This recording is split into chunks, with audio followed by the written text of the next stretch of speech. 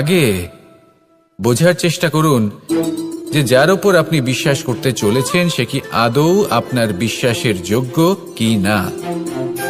ভেবে দেখুন সেই ব্যক্তি ভবিষ্যতে গিয়ে আপনার বিশ্বাস ভাঙতে পারে কি না।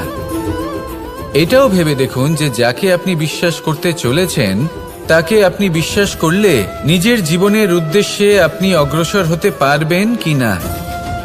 আর তার জন্য প্রয়োজন সঠিক সিদ্ধান্ত, পরখ করা, কোনটা উচিত কোনটা অনুচিত সেটা বোঝা। আর তাতে কিন্তু আপনি সন্দেহবাতিক হবেন না, তাতে আপনি আরো নিপুণ হয়ে উঠবেন। তাই যদি আপনি নিপুণ হয়ে উঠতে চান তাহলে বোঝার চেষ্টা করুন, পরখ করে দেখুন কোনটা উচিত কোনটা অনুচিত বুঝুন। আর বিশ্বাস তখনই করুন যখন আপনি 100% নিশ্চিত হবেন যে সে বিশ্বাসের যোগ্য। আসুন আমার সাথে ভালোবেসে বলুন, রাধা রাধা। রাধা কখনো কখনো আমার জন্য বড়ই সুগন্ধি আতর নিয়ে আসে, পারিজাত ফুলের মালা নিয়ে আসে আমার প্রসাধন করবে বলে, এবং আমি পিষে নিতে হয়। তারপরে তার থেকে যে রস নিঃসৃত হয় সেই রস মনে রাখবেন আপনি হলেন সেই দুধ যাকে মন্থন সহ্য করতে হবে মাখন হয়ে ওঠার জন্য। মনে রাখবেন আপনি হলেন সেই ফুলের মতন যাদের পিষ্ট হতে হবে সুগন্ধি আতর হয়ে ওঠার জন্য, যাকে এই সংসার পছন্দ করে। কখনো কখনো জীবনে আপনার সাথে খারাপ শুধুমাত্র এই কারণে ঘটে যাতে আপনার শ্রেষ্ঠ রূপ এই সংসারের সামনে আসতে পারে।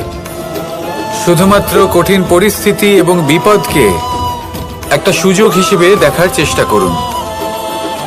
আপনার জন্য এই সংসার বদলে যাবে, সংসারকে দেখার দৃষ্টিভঙ্গি পাল্টে যাবে, আপনার ভাগ্য পাল্টে যাবে, আর এই মন প্রসন্ন হয়ে বলবে রাধা রাধা। পাশা নামক এই খেলাটি আপনারা নিশ্চয়ই খেলেছেন, না খেলে থাকলে দেখেছেন, আর যদি দেখেও না থাকেন তাহলে নিশ্চিত রূপে শুনেছেন। মহাভারতের এই মহাযুদ্ধ কোথাও না কোথাও এই পাশা নামক খেলার কারণে হয়েছিল। পাশার এই বিচিত্র খেলা, দান, এইসবের কারণে কেউ নিজের মাথায় রাজ মুকুট পরিধান করেছিলেন, আবার সেখানেই পরাজিত হওয়ার জন্য কাউকে বনবাসও ভোগ করতে হয়েছিল। কিন্তু এই খেলা সমাপ্ত হওয়ার পরে সমস্ত ঘুঁটি আর এই পাশার ছক একই পুটলিতে স্থান পেল। এটাই হলো আমাদের জীবন। এই সংসারে আমরা জয় পরাজয়ের বিষয়ে এতটাই ভাবি, এত চিন্তা করি যে এই জীবনের খেলার আনন্দটাই উপভোগ করতে পারি না। আর অবশেষে কি হয়? কেউ জয়ী হন, কেউ পরাজিত হন, কিন্তু দুজনেই একই স্থানে পৌঁছে যান। প্রত্যেক ব্যক্তি মৃত্যুর পরে একটি নির্দিষ্ট স্থানেই পৌঁছতে বাধ্য, কিন্তু ততক্ষণ এই জীবন, এই খেলা, তার আনন্দ উপভোগ করুন। এই সংসারে সেই ব্যক্তি শ্রেষ্ঠ স্থানে পৌঁছতে পেরেছেন যিনি এই সংসারকে প্রকাশ প্রদান করেছেন, যিনি কখনো জয় পরাজয় এ বিষয়ে ভাবেননি, শুধু এই জীবনের খেলার আনন্দ উপভোগ করেছেন। এটাই আপনিও করুন আর আমার সাথে ভালোবেসে বলুন রাধা রাধা। এই জীবন। দ্বিতীয় হলো আত্মবিশ্বাস। হেরে যাওয়া বস্তুও আবার জিতে নিতে পারবেন যদি আপনার নিজের আত্মবিশ্বাস থাকে, তাহলে আপনি কখনো পরাজিত হবেন না। এবং তৃতীয় হলো অহংকার। জয়লাভ করার পরেও কিন্তু এটা আপনাকে পরাজিত করতে পারে। সেই জন্য জীবনে সঙ্গবদ্ধ হন, আত্মবিশ্বাস রাখুন, কিন্তু কখনোই অহংকার করবেন না। এই অহংকার আপনার থেকে সবকিছু কেড়ে নিতে পারে। এই অহংকারের জন্যই মথুরাপতি কংস নিজের পতনের দিকে অগ্রসর হয়েছিলেন। এই অহংকারকে ত্যাগ করুন আর আমার সাথে ভালোবেসে বলুন রাধা রাধা। এই সংসারে সব থেকে বেশি কঠিন কাজ কোন হলো? তপস্যা করা, অর্থাৎ সব কিছু। কারণ যখন আপনি তপস্যা করেন তখন সেখানে আপনার ধৈর্য ভাঙার মতো কেউ থাকেন না, না কোনো বন্ধু, না কোনো আত্মীয়, না কোনো শত্রু, কেউ না। কিন্তু যখন আপনি এই সমাজে, এই পরিবারে থাকেন, কোনো না কোনো ব্যক্তি এসে আপনার ধৈর্যের বাঁধ ভেঙে দেওয়ার ক্ষমতা রাখেন। তারা আপনার ধৈর্যের বাঁধ ভেঙে দেয়, আর কখনো কখনো তারা অনিচ্ছাকৃতভাবেই সেটা করে থাকেন। কারণ তাদের মানসিকতা আপনার থেকে আলাদা, তাদের কর্ম আপনার থেকে আলাদা, তাদের দৃষ্টিভঙ্গি আপনার থেকে আলাদা, জীবন যাপন আপনার থেকে আলাদা। সেক্ষেত্রে আপনি ধৈর্যচ্যুত হন, প্রসন্নতা আপনার থেকে ছিনিয়ে নেওয়া হয়। সেই জন্য এই সংসারে, এই পরিবারের থেকেও ধৈর্য ধরে সামনে অগ্রসর হওয়া কোনো পর্বতের শিখরে গিয়ে তপস্যা করার থেকেও অনেক বেশি কঠিন। আর যে ব্যক্তি এই সমাজেই, এই পরিবারে, সেই সকল মানুষের মধ্যে থেকে গিয়েও ধৈর্য ধরে অগ্রসর হতে থাকেন, যারা এই কাজটা শিখে নিতে পারেন, তারাই কিন্তু জীবনে আনন্দ লাভ করতে পারেন। এই ধৈর্যই শেষে আপনার জীবনে প্রসন্নতা বহন করে আনবে। তাই ধৈর্য ধরে জীবনের পথে অগ্রসর হন আর আমার সাথে ভালোবেসে বলুন, রাধা রাধা। প্রত্যেক মানুষ নিজের জীবনে দুঃখ অনুভব করেন। প্রত্যেকের দুঃখ আলাদা হতে পারে। কারোর মনে এই দুঃখ থাকে যে সে তার বাবা মায়ের সব ইচ্ছে পূরণ করতে পারেননি। কেউ এটা ভেবে দুঃখ পান যে সে চিরকাল সদাচার করেছেন, সৎকর্ম করেছেন, কিন্তু তাও তাকে দুরাচারী বলে মনে করা হয়। কেউ এটা ভেবেও দুঃখ পান যে তার সামনে যে ব্যক্তি রয়েছেন তার চোখে তিনি শত্রু হয়ে উঠেছেন বা দুষ্ট হয়ে উঠেছেন, যেখানে তিনি হয়তো কোনো অনুচিত কাজই করেননি। এবার এই সমস্ত বিষয় নিয়ে ভেবে নিজের ব্যক্তিত্ব নিয়ে সন্দেহ প্রকাশ করবেন না।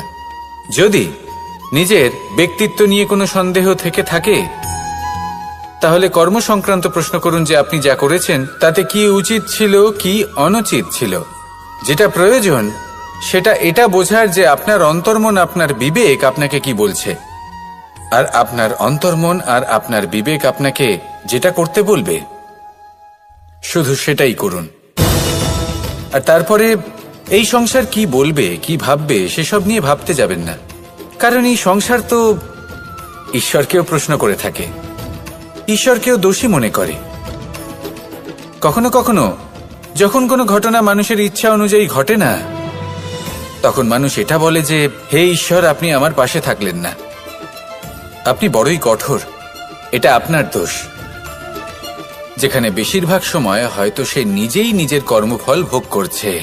আর কখনো কখনো ঈশ্বর হয়তো তার জন্য আরো ভালো কোনো পরিকল্পনা করে রেখেছেন, কিন্তু মানুষ সেটা বুঝতে পারে না। তাই দিনের শেষে যেটা প্রয়োজন সেটা হলো নিজের মনের কথা বুঝতে হবে। আপনার বিবেক কি বলছে শুধু সেটাই করুন আর সামনে এগোতে থাকুন। আমার সাথে ভালোবেসে বলুন, রাধা রাধা।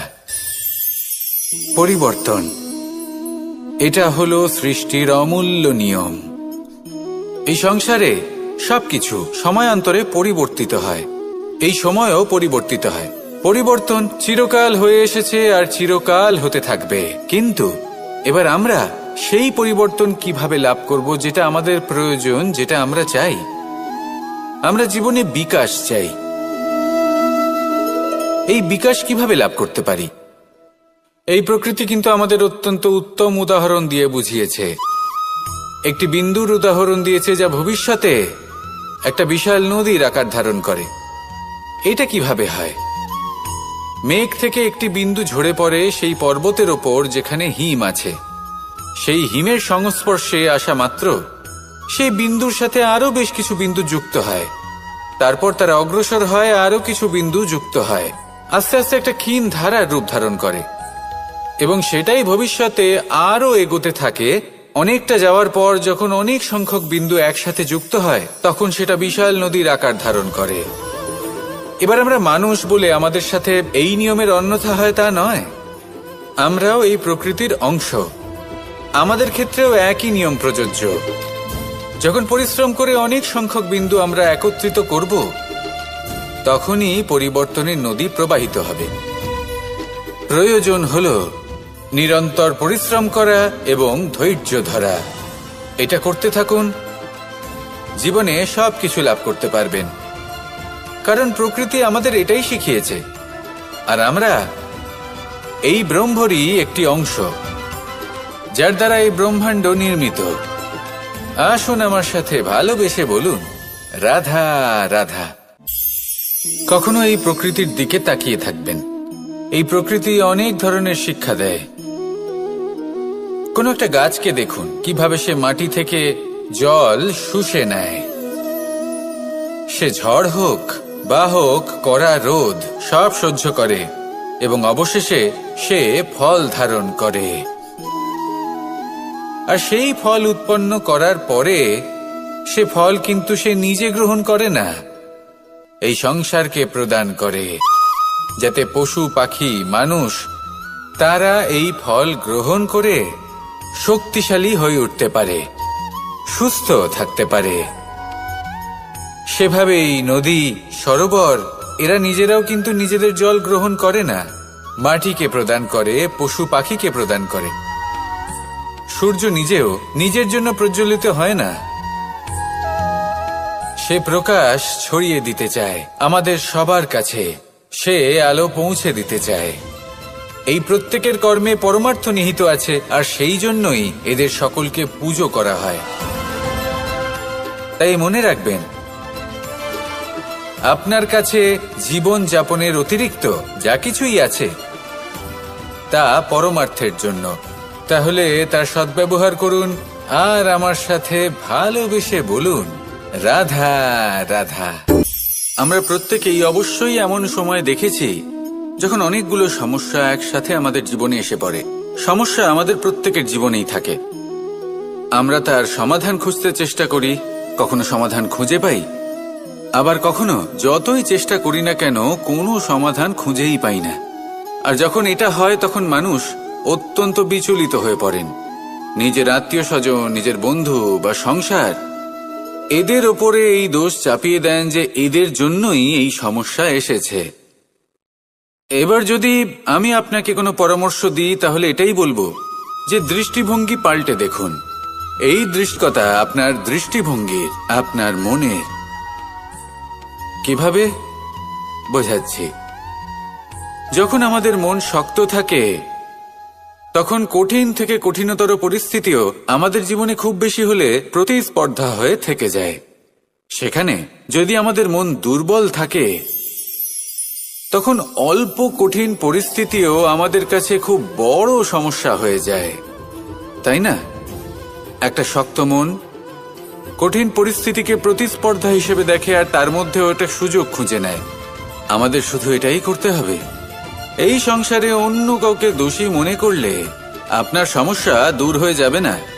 সেই জন্য এই সংসারকে দোষ দেওয়ার বদলে এই সমস্যার মূলে চলে যান, সেটাকে বুঝুন, নিজের এই মনকে শক্ত করে তুলুন। যদি আপনার মন শক্তিশালী হয় তাহলে এই সংসারে অনেক বড় বড় কঠিন থেকে কঠিনতর পরিস্থিতিও যদি আসে, আপনার জীবনে যতই বড় বড় সমস্যা আসুক না কেন আপনার লক্ষ্য লাভে বাধা দিতে পারবে না। আসুন আমার সাথে ভালোবেসে বলুন, রাধা রাধা। আমরা সবাই পাথর দেখেছি, পর্বতও দেখেছি, শুকনো পাতাও দেখেছি, শ্যামল বনানীও দেখেছি। কখনো ভেবেছেন পাততে মাটিতে পরিণত হয় এবং পূর্ণরূপে নিজের অস্তিত্ব হারিয়ে ফেলে? এটাই পাতার সাথেও হয়। এই পাতা যতক্ষণ গাছের ডালের সাথে যুক্ত ততক্ষণ তার অস্তিত্ব থাকে। যখনই ডাল থেকে বিচ্ছিন্ন হয় সেও নিজের অস্তিত্ব হারিয়ে ফেলে। আর এটাই আমাদের সাথেও হয়। যতক্ষণ আমরা নিজেদের আপনজনের সাথে যুক্ত থাকি আমাদের অস্তিত্ব বজায় থাকে। যখন আপনজনদের সাথে সম্পর্ক ছিন্ন করি তখন আমরাও আমাদের অস্তিত্ব হারিয়ে ফেলি। এবার এই সংসারের প্রত্যেক ব্যক্তি স্বতন্ত্র থাকতে চান, আর অনেক ব্যক্তি স্বতন্ত্র থাকবেন বলে আপনজনদের দূরে করে দেন আর তাদের সাথে এই সম্পর্ক ছিন্ন করেন। এটা কি সত্যি প্রয়োজন? আপনজনদের সাথে সম্পর্ক ছিন্ন করে নিজের অস্তিত্ব হারিয়ে ফেলা প্রয়োজনীয়, নাকি আপনজনদের সাথে সম্পর্ক বজায় রেখে নিজেদের স্বতন্ত্র করে রাখা সেটা আবশ্যক? নির্বাচন আপনারই। আসুন আমার সাথে ভালোবেসে বলুন, রাধা রাধা। আপনি কি কখনো নৌকা যাত্রা করেছেন? করে না থাকলেও নিশ্চয়ই দেখেছেন যে এই জল যা নিজের অন্তরে সব কিছু সমাহিত করে নিতে পারে, এই নৌকা সেই জলের ওপরেই ভেসে থাকে। নদীর স্রোত কাটিয়ে সে সামনে অগ্রসর হয়, কিন্তু যদি এই নৌকায় কোনো ছিদ্র হয় তাহলে কিন্তু সেই নৌকা ডুবে যাবে। আর এতে কোনো তফাৎ হবে না যে সেই ছিদ্র ছোট নাকি বড়, নৌকা ডুবে যাবে। এই ছিদ্র হলো আমাদের জীবনে আমাদের অপগুণ, আমাদের দোষ, আমাদের বিকার। কখনো এটা ভাববেন না যে এই দোষ খুবই ছোট, এতে কিছুই যাবে আসবে না। না, সেই ছোট দোষ, সেই ছোট বিকার যদি সেটাকে শুধরে না নেন তাহলে সেটা আপনাকে আপনার পতনের দিকে নিয়ে যাবে। শেষ পর্যন্ত এটা আপনার উপর নির্ভরশীল যে আপনি কি চান। আপনার জীবনের এই নৌকা এভাবেই ডুবে যেতে দেখবেন, নাকি নিজেকে শুধরে নিয়ে সেই নৌকার সেই ছিদ্রটাকে ভরিয়ে তুলতে চাইবেন। নির্বাচন আপনার। আসুন আমার সাথে ভালোবেসে বলুন, রাধা রাধা। জল, জলই পৃথিবীতে বেঁচে থাকার জন্য আবশ্যক তো বটেই, কিন্তু এই জল আমাদের একটা অত্যন্ত গুরুত্বপূর্ণ শিক্ষা প্রদান করে। কখনো এই জলকে দেখেছেন? যে পরিস্থিতিতেই এই জল প্রবাহিত হোক না কেন, এর উপর যা কিছুই প্রভাব থাকুক না কেন, এর পথে যতই বাধা আসুক না কেন, তার মধ্যে থেকে ও নিজের পথ ঠিক বের করে নেয়, কিন্তু নিজের প্রবাহ থামতে দেয় না, ক্রমাগত অগ্রসর হতে থাকে। সেরকমই একটা শিক্ষা যেটা আমরা জল থেকে পেয়ে থাকি তা হলো এটা, আমরা যখন জলের দিকে তাকাই তখন আমরা নিজের প্রতিবিম্ব দেখি, স্পষ্টভাবে দেখতে পাই, কিন্তু তখনই দেখতে পাই যখন এই জল শান্ত থাকে, স্থির থাকে। যদি এই জল অশান্ত হয়ে থাকে, স্থির না হয়, তাহলে আমরা এতে নিজের প্রতিবিম্ব দেখতে পাই না। এটাই আমাদের মনের সাথেও হয়ে থাকে। যখনই জীবনে কোনো সংকট আসে, যদি আমরা শান্ত মনে, স্থির মনে সিদ্ধান্ত নিই, তাহলে সেটা এমন একটা শীতল সিদ্ধান্ত হবে যেটা আমাদের ভবিষ্যৎকে একটা শ্রেষ্ঠ স্থানে নিয়ে যাবে। যদি এই মন অশান্ত হয়, বিচলিত হয়, পীড়িত হয়, দুঃখিত হয়ে থাকে, রুষ্ট হয়ে থাকে, তাহলে অনেক সময় আমরা এমন সিদ্ধান্ত নিই যেটা আমাদের জন্য অনুচিত প্রমাণিত হয়। যখন আপনি ক্রুদ্ধ ছিলেন বা দুঃখের বশে ছিলেন, তখন অনেক সময় হয়তো এমন সিদ্ধান্ত নিয়েছেন যেটার জন্য ভবিষ্যতে আপনি অনুশোচনা করেছেন। এবার দেখুন, এই আবেগগুলো থেকে আমরা পালাতে পারবো না, কিন্তু এই আবেগগুলো আপনার উপর কতটা প্রভাব ফেলবে সেটা আমরা অবশ্যই ঠিক করতে পারি। এই মনকে আমরা নিয়ন্ত্রণ করতে পারি। এটাই করুন, চিন্তা করুন, এই মনকে শান্ত রাখুন, স্থির হতে চেষ্টা করুন, আর তারপরে সিদ্ধান্ত নিন। আসুন আমার সাথে ভালোবেসে বলুন, রাধা রাধা। এই সংসারে ভৌতিক বস্তুরও নিয়তি আছে। যারাই এই সংসারে আসে বা উৎপন্ন হয়, তারা কিছুমাত্র সময় পর্যন্তই এখানে থাকতে পারে, আর তারপরে সেও লুপ্ত হয়ে যায়, অর্থাৎ সে নিজেও এই পঞ্চমহাভূতে সমাহিত হয়ে যায়। আমাদের সাথেও ঠিক এটাই হয়। সেই জন্যই ঈশ্বর দ্বারা প্রদত্ত এই উপহারের বিষয়ে ভাবুন, এই জীবনের বিষয়ে ভাবুন। ঠিক যেমন বিশ্বাস ভঙ্গ হলে কোনো ব্যক্তি আমাদের কাছে অপরিচিত হয়ে যান, ঠিক সেরকমই শেষ নিঃশ্বাস ত্যাগের পর এই শরীরও আমাদের কাছে পরই হয়ে যায়। তাই এই শরীর থাকাকালীন শ্রেষ্ঠভাবে একে সদ্ব্যবহার করুন, এই জীবনে শ্রেষ্ঠ কর্ম করুন, আর এই জীবনকে শ্রেষ্ঠভাবে যাপন করার জন্য কিছু কথা বোঝা প্রয়োজনীয়। যদি আপনি কারোর প্রশংসা করেন তাহলে পূর্ণ হৃদয় দিয়ে করুন। যদি আপনি হস্তক্ষেপ করে থাকেন তাহলে মস্তিষ্ক দ্বারা করুন। যদি আপনি সমীক্ষা করেন তাহলে বিবেক দ্বারা করুন। যদি আপনি ধন অর্জন করতে চান তাহলে নীতি অনুসারে চলুন। যদি জীবনযাপন করতে চান তাহলে রীতি মেনে করুন। আর যদি ঈশ্বরের ভজন করতে চান তাহলে ভক্তিভাব নিয়ে করুন। শুধু এই কথা মনে রাখবেন যে আপনার এই জীবন কিন্তু অনিশ্চিত কাল পর্যন্তই আছে। কতক্ষণ আছে সেটা কেউ জানে না। তাই কিছু মুহূর্ত যেটা যাপন করতে আমরা এখানে এসেছি, সেখানে ক্রোধ, অহংকার, ঈর্ষা, এইসব আবেগের কি গুরুত্ব বলুন তো? এগুলো ত্যাগ করুন। মানুষকে ক্ষমা করতে শিখুন, আস্তে আস্তে বিশ্বাস করতে শিখুন, এই সংসারে নিঃস্বার্থভাবে প্রেম করতে শিখুন আর সবার মধ্যে আনন্দ বিতরণ করুন। তাই এই সব গুণ যদি আপনি আত্মসাৎ করতে পারেন, তাহলে আপনার জীবনে শুধু আনন্দ এবং আনন্দই বিরাজমান হবে। আসুন আমার সাথে ভালোবেসে বলুন, রাধা রাধা। এবার কখনো কখনো জীবনে আমাদের মনে হয় যে চতুর্দিকে শুধুমাত্র অন্ধকারই হয়ে আছে, প্রত্যেকেরই তা কখনো মনে হয়। আর তখনই আমাদের নিরাশ হলে চলবে না, আমাদের দুঃখী হলে চলবে না। সেই সময় আমাদের খুঁজতে হবে নিজেদের আশেপাশে, চতুর্দিকে আর কোথাও না কোথাও আমরা প্রকাশ অবশ্যই দেখতে পাব, আশার একটা কিরণ অবশ্যই দেখতে পাব। কেউ এমন একটা কর্ম করেন যেটা দেখে আমরা প্রেরিত হয়ে যাই, আর এমন কোনো কর্ম যদি আপনারা করেন, তাহলে সেই কর্ম আপনার মনকে প্রসন্ন ভাব, আনন্দ এবং ভালোবাসা দ্বারা ভরিয়ে তুলবে। আপনার অন্তরের সেই অন্ধকারের অন্ত করবে, দুঃখেরও অন্ত করবে। আর এই মন প্রসন্ন ভাব নিয়ে বলবে, রাধা রাধা। যদি কোনো সিংহ বানরের মতো গাছে চড়তে চেষ্টা করে তাহলে কি হবে? একটা মাছ যদি মাটিতে হাঁটতে চেষ্টা করে তাহলে কি হবে? তারা বিফলই হবে।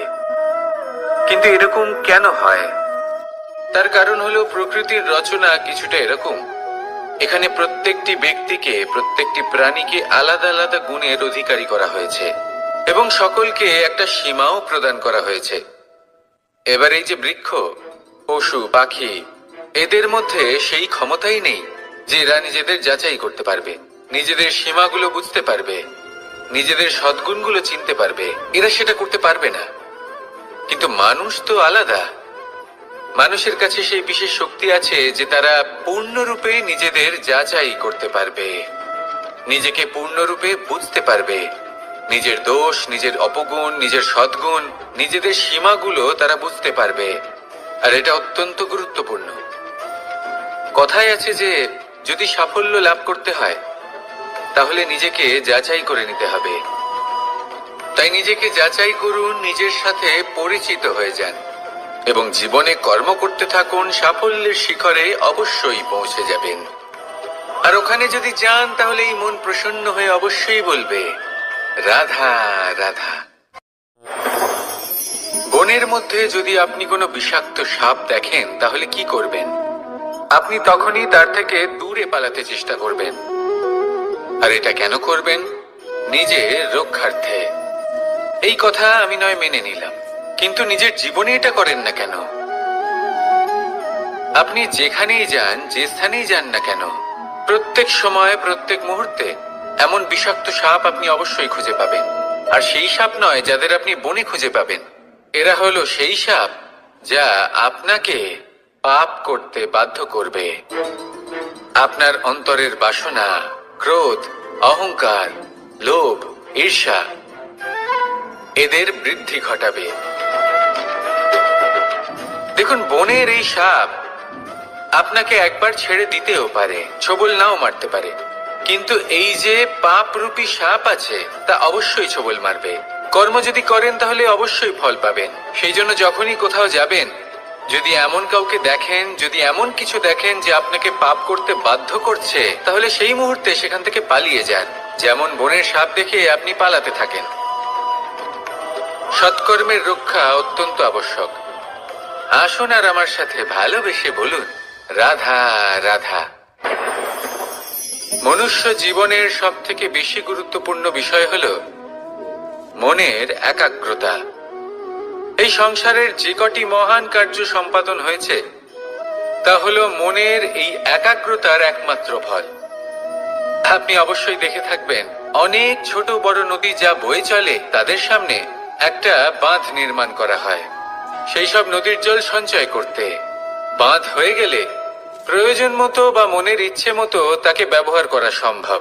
এবার এটাই আমাদের মনের সাথেও সম্ভব। আমাদের মনের একাগ্রতা আজকের দিনে দাঁড়িয়ে বিভিন্ন ধরনের বিকার, ক্রীড়া এবং ভোগের মধ্যে ভাগ হয়ে গেছে। একে একত্রিত করতে হবে, একটা বাঁধ নির্মাণ করতে হবে। শুধু এটাই করতে হবে, যেটা উচিত কর্ম সেটাই করুন, যেটা অনুচিত কর্ম সেটা করা থেকে নিজেকে বিরত, এটাই করতে হবে। যেটা উচিত কর্ম সেটাই করুন, যেটা অনুচিত কর্ম সেটা করা থেকে নিজেকে বিরত রাখুন। ব্যাস, এই কাজটাই আপনি করতে থাকুন, মনের মধ্যে একাগ্রতার বাঁধ নির্মাণ করুন। আর একবার যদি তা নির্মাণ হয়ে যায়, তাহলে যখন চাইবেন, যেখানে চাইবেন, যতটা চাইবেন, একাগ্রতা প্রয়োগ করতে পারবেন।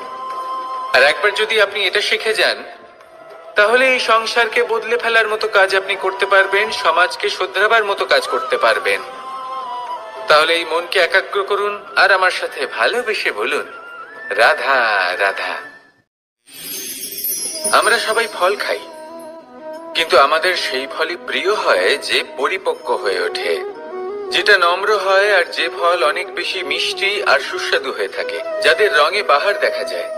সেইভাবে জীবনে আমরা নানান মানুষের সাথে পরিচিত হই, কিন্তু সেই মানুষই আমাদের মন ছুঁয়ে যায় যারা বিনম্র স্বভাবের, যাদের বাণী খুব মধুর, যাদের অন্তরে আত্মবিশ্বাসের একটা তেজ, একটা রং দেখা যায়। এবার এমন ব্যক্তি আমরা কি করে হব? ঠিক সেইভাবেই যেমন একটা ফল রোদ, বর্ষা, শীত, বায়ু এই সকল সংকটময় পরিস্থিতির সম্মুখীন হয়ে পরিপক্ক হয়ে ওঠে, সেইভাবেই মানুষ সংকটময় পরিস্থিতির সম্মুখীন হয়ে পরিপক্ক হয়ে ওঠেন। যদি এই সংকটের সম্মুখীন হন, তাহলে অভিজ্ঞ হবেন, আর এই অভিজ্ঞতাই শিক্ষা দিয়ে যাবে। এই অভিজ্ঞতা আমাদের শিখিয়ে দেয় যে আমাদের বিনম্র থাকতে হবে, অহংকার করে কোনো লাভ নেই। মধুর বাণীর যে কি মূল্য তা আমরা শিখতে পারি। এই অভিজ্ঞতাই আমাদের বুঝিয়ে দেয় যে উচিত অনুচিত কোনটা, আমাদের দৃষ্টিভঙ্গি তৈরি করে, আর এই দৃষ্টিভঙ্গি দ্বারা আত্মবিশ্বাস জাগ্রত হয়। সেই জন্য জীবনে কখনো বিপদ থেকে দূরে পালাবেন না, সেগুলোর সম্মুখীন হন, অভিজ্ঞতা লাভ করুন, তার থেকে শিক্ষা লাভ করুন, এইভাবেই পরিপক্ক হবেন। আসুন আমার সাথে ভালোবেসে বলুন, রাধা রাধা। ধন সঞ্চয় করা সম্ভব, আর সেই জন্য ধন সব থেকে বেশি মূল্যবান সম্পত্তি নয়। এবার আপনি বলবেন, এ আমি কি বলছি? এই ধন খুব মূল্যবান, আমরা সকলে অর্জন করতে ব্যস্ত। সেটা এই কারণে, কারণ আপনারা জানেন না এই সংসারের সব থেকে বেশি মূল্যবান সম্পত্তি কি। এ হলো সেই সম্পত্তি যা কখনো সঞ্চয় করা সম্ভব নয়। আপনার কাছে যতই ধন থাকুক, তা দিয়ে আপনি স্বাস্থ্য লাভ করতে পারেন, বাড়ি কিনতে পারেন, আদি ইত্যাদি, কিন্তু আপনি যতই ধনী হন না কেন, ফেলে আসা দিনের একটা মুহূর্ত আপনি লাভ করতে পারবেন না। এই একটা মুহূর্ত, এই সময়, এটাই হলো সংসারের সব থেকে মূল্যবান সম্পত্তি। একবার চলে গেলে তা কখনোই ফিরে আসে না। আর এই মুহূর্ত যতই চলে যাক না কেন, আমরা স্মৃতির মাধ্যমে সেগুলি যাপন করতে পারি, তার আনন্দ উপভোগ করতে পারি। আর যার সাথে আমরা সময় অতিবাহিত করেছি, তার স্মৃতিতে আমরা চিরকাল জীবিত থাকতে পারি। সেই জন্য সময় সব থেকে মূল্যবান সম্পত্তি, তাকে এইভাবে নষ্ট করবেন না। প্রত্যেকটা মুহূর্ত উপভোগ করুন, আনন্দ করুন, আর ভালোবেসে বলুন, রাধা রাধা। কনক, কি সুন্দর একটা শব্দ। এর অনেকগুলো রূপ রয়েছে, অনেকগুলো অর্থও রয়েছে। প্রথম অর্থ হলো স্বর্ণ, অর্থাৎ সম্পত্তি।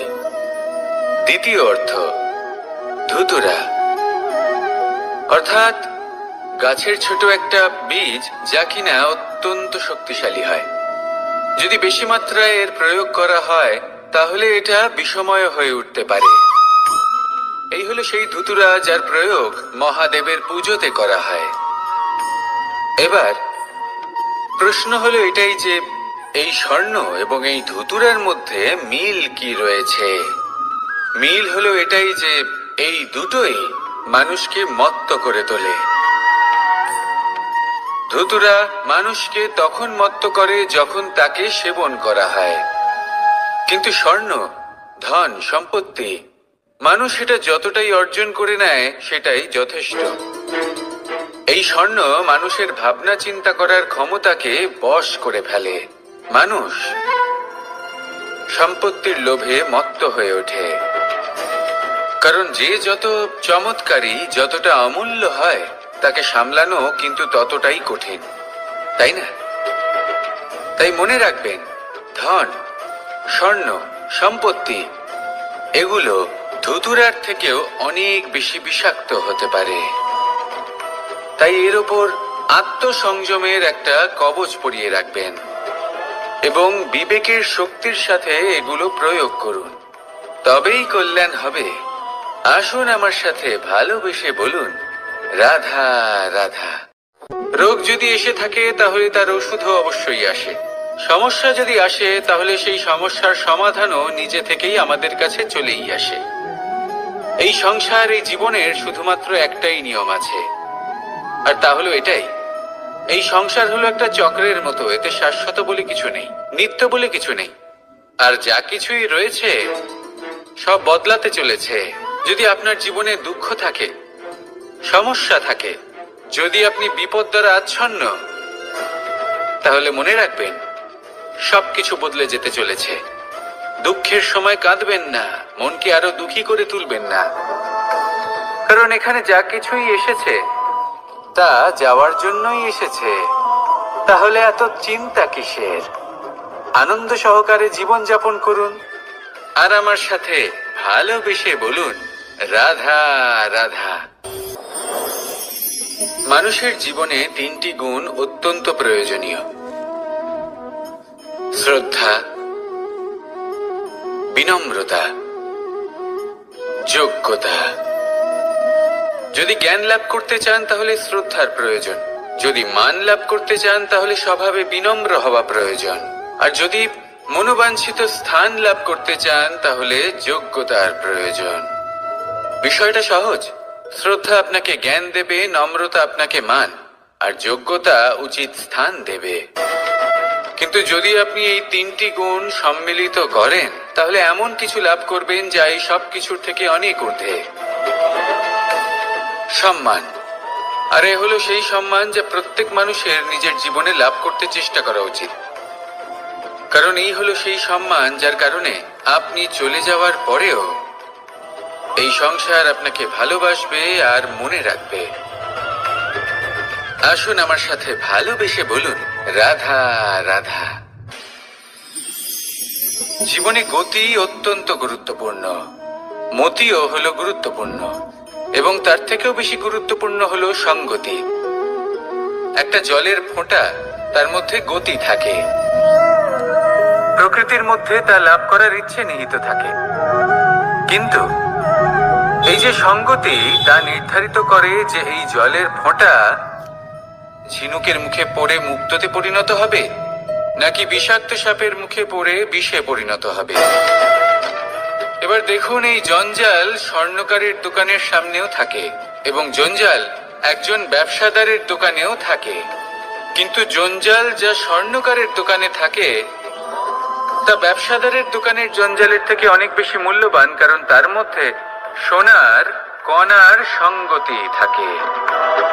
সেই জন্য জীবনে সঙ্গতির উপর বিশেষ গুরুত্ব দেবেন। যেমন সঙ্গতি তেমনই আপনি হবেন।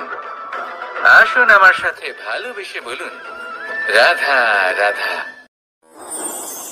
প্রত্যেক প্রাণী ভালোভাবে জীবন যাপন করতে চান, এটা তাদের স্বভাবে আছে এবং ভাবাটা অনুচিত নয়। কিন্তু একটা ভালো জীবনের গুরুত্বপূর্ণ অংশ কোনটা? বসবাসের স্থান, সেই স্থান যেখানে আমরা জীবন অতিবাহিত করি। এবার মানুষ ভাবতে পারেন যে একটা ভালো বাসস্থানের অর্থ কি? সেই স্থান যেখানে সহজে জল পাওয়া যায়, যেখানে শুদ্ধ বায়ু পাওয়া যায়, যেখানে আনাজ উৎপন্ন হয়। এটা জীবনযাপনের জন্য পর্যাপ্ত বটে, কিন্তু ভালো জীবনযাপনের জন্য আরো একটা কথা আপনাকে বুঝতে হবে। সাধু, জ্ঞানী, পণ্ডিত ব্যক্তি, এই সকল মহাপুরুষ, এনাদের যে বাসস্থান তা অত্যন্ত বিশেষ হয়। এখানে এক ধরনের বিশেষ ইতিবাচক শক্তি থাকে, এমন একটা স্থান যেখানে দেবতারাও বিচরণ করেন। জীবন আমরা সবাই যাপন করি, কিন্তু জীবনের উদ্দেশ্য শুধুমাত্র জীবন যাপন করা নয়। জীবনের উদ্দেশ্য হলো মুক্তি লাভ করা। আর এই সকল সাধু, জ্ঞানী, পণ্ডিত ব্যক্তি, এই সকল মহাপুরুষ আপনাকে মুক্তির পথে নিয়ে যেতে পারেন, কারণ এরা হলেন সেই মহাপুরুষ যারা নিজেদের অন্তরের বিকার, অহংকার, ক্রোধ, বিদ্বেষ, এই সকল দোষগুলিকে ত্যাগ করেছেন, এদের উপর বিজয় লাভ করেছেন। এমনই একজন ব্যক্তি আপনাকে মুক্তির পথে নিয়ে যেতে পারে। প্রয়োজন হলো শুধুই এনাদের চিনতে পারা, এদের কথা বুঝতে পারা এবং এদের দেখানো পথে চলা। যদি আপনি এটা করতে পারেন তাহলে এই মন প্রফুল্ল হয়ে বলবে রাধা রাধা। এই শুকনো পাতাটিকে দেখুন, নিষ্প্রাণ হয়ে পড়েছে। একটা গাছের ডালে ছিল, সেই গাছ ওর লালন পালন করত। যখন যখন বাতাস বইত এই পাতায় কম্পন দেখা দিত, মনকে প্রফুল্ল করে তুলত। কোনো একদিন এই পাতা গাছের ডাল থেকে ঝরে পড়ে গেল। নিঃসন্দেহে ও নিজের স্বাধীনতা পেল, কিন্তু আস্তে আস্তে শুকিয়ে গেল, নিষ্প্রাণ হয়ে গেল। দেখুন, আমি এই কথা বলছি না যে স্বাধীনতা অনুচিত, কখনোই না। কিন্তু যে কোনো পরিস্থিতিতে স্বাধীন হতে চাওয়া এটা নিশ্চিতরূপে অনুচিত। আমরা যদি আমাদের জীবনে পরিবারের গুরুত্ব ভেবে দেখি, তাহলে এই পরিবারে যতই মতভেদ থাকুক না কেন, যতই মনোমালিন্য থাকুক না কেন, যতই বিবাদ থাকুক না কেন, এই সব মিটিয়ে নেওয়া অত্যন্ত প্রয়োজনীয়। সেই সবকিছু সমাপ্ত করা অত্যন্ত প্রয়োজনীয়। কখনো এই পরিবারকে ভাঙতে দেবেন না, কখনো এই পরিবার থেকে দূরে চলে যাবেন না। এই পরিবার হলো আমাদের জীবনের একটা অমূল্য সম্পদ, অমূল্য এক আশ্রয়, যা এই সংসারে হয়তো কোথাও আপনি পাবেন না। তাই একে আগলে রাখুন। পরিবার সেই গাছ, আসুন আমার সাথে ভালোবেসে বলুন, আর সেই গাছ, আসুন আমার সাথে ভালোবেসে বলুন রাধা রাধা।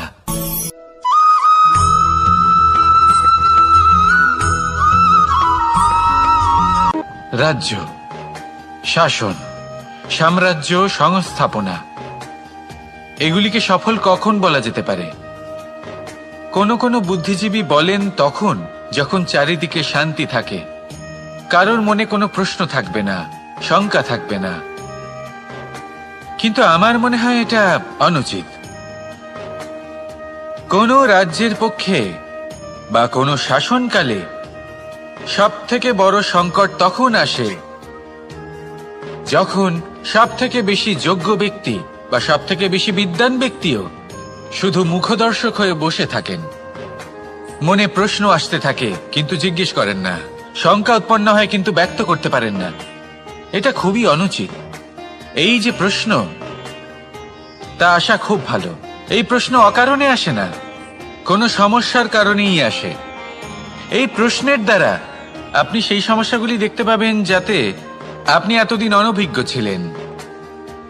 আর যত প্রশ্নের নিবারণ আপনি করবেন, ততই আপনার রাজ্য, আপনার শাসন আরো শ্রেষ্ঠ হয়ে উঠবে। এই প্রশ্ন, এই শঙ্কা, এগুলো আপনাকে সমাধানের চূড়াতে অবশ্যই নিয়ে যাবে। সেই জন্য না প্রশ্ন করা অনুচিত, আর না শঙ্কা ব্যক্ত করা অনুচিত, আর না তিনি মূর্খ যিনি প্রশ্ন করেন, শঙ্কা ব্যক্ত করেন। তাই এনাদের কখনো দূরে করে দেবেন না, এনাদের নিজস্ব মতামত রাখতে দিন।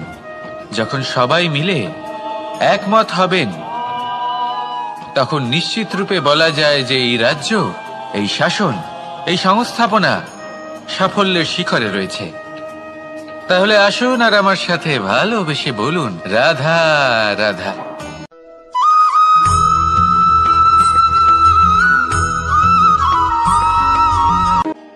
এই সংসারকে আপনি কেমন করে জানবেন, কেমন করে বুঝবেন? এবার আপনার উত্তর বড়ই সহজ হবে, সংসারকে নিজে চোখে দেখে। এটা অবশ্যই উচিত। এবারে দেখুন না, আমরা নিজে চোখে এই সংসারকে দেখি, একে চিনি, তারপরে আমরা বুঝতে পারি। কিন্তু আমরা এটা খেয়াল করতে পারি না যে সমস্ত সংসারকে দেখছে যে চোখ, তা কতটা ছোট হয়, তাই না? একা একজোড়া চোখ আমাদের সমস্ত সংসারকে দেখায়। তাহলে ভেবে দেখুন আপনার কাছে আর কি কি আছে। দুটি চোখ আছে, দুটি কান আছে, বলার ক্ষমতা আছে, যা দিয়ে আপনি শব্দ নির্মাণ করতে পারেন, শব্দ যা দিয়ে আপনি ব্রহ্ম বানাতে পারেন। দুই হাত আছে, যদি সে চায় তাহলে পাতাল খুঁড়ে সে জল নিয়ে আসতে পারে। দুটি পা আছে, যদি সে চায় তাহলে সংসারে যত বড়ই পর্বত হোক না কেন তাকে পার করতে পারে। একটা হৃদয় আছে যে প্রেমের বন্ধনে সবাইকে বেঁধে রাখে।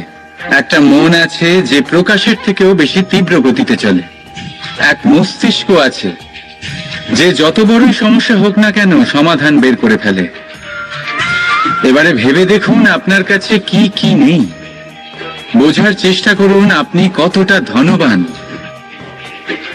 এই সংসারে সেই ব্যক্তি সুখী নন যার কাছে ধন আছে। সুখী সেই যে ধনের সদ্ব্যবহার করে। ঠিক তেমনি আপনার ধন হলো আপনার এই শরীরের ক্ষমতা। এই শরীরের ক্ষমতাগুলিকে ব্যবহার করে ধনাত্মক দৃষ্টিভঙ্গিতে সবকিছু দেখুন। এই সংসারকে বুঝুন, নিজেকে বুঝুন। এই সুখ চাইলেও আপনার থেকে দূরে থাকতে পারবে না। রাধা রাধা।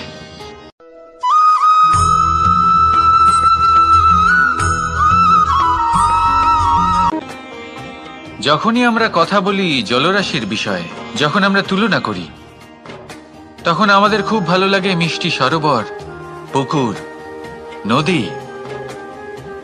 আর আমরা অপেক্ষা করে থাকি সাগরের জন্য, সমুদ্রের জন্য।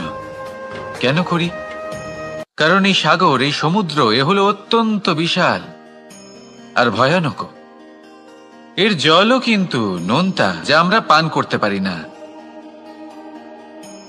কখনো ভেবে দেখেছেন এই সমুদ্রের অন্তরে এই নোনতা জল, এই নোনতা ভাব, এটা আসে কোত্থেকে? এই যে সমুদ্র, যে প্রবাহমান নদীর থেকে যে খনিজ নির্গত হয়, তার ভান্ডার হলো এটা। সেই খনিজকে নিজের অন্তরে গ্রহণ করে, সেই নোনতা ভাব নিজের মধ্যে সমাহিত করে, আর তারপর সেই নোনতা জল বাষ্পে পরিণত হয়ে ওপরে উঠে যায়, যা মেঘ হয়ে আপনার ওপর মিষ্টি বৃষ্টি হয়ে ঝরে পড়ে। এ হলো সমুদ্রের ত্যাগ, যার জন্য আপনি মিষ্টি জল পান করতে পারছেন, সে নদী থেকেই হোক বা সরোবর থেকে। সেই জন্যই হয়তো সাগর হলো এত মহান। হয়তো সেই জন্যই রত্ন সাগরে পাওয়া যায়। তাই মনে রাখবেন, ক্ষমতা তারই হয় যে ত্যাগ করতে জানে, কোনো বিষকে নিজের মধ্যে ধারণ করে নিতে জানে। তাহলে আপনিও এটাই করুন, এতটাই শক্তিশালী হয়ে উঠুন, আর আমার সাথে ভালোবেসে বলুন রাধা রাধা।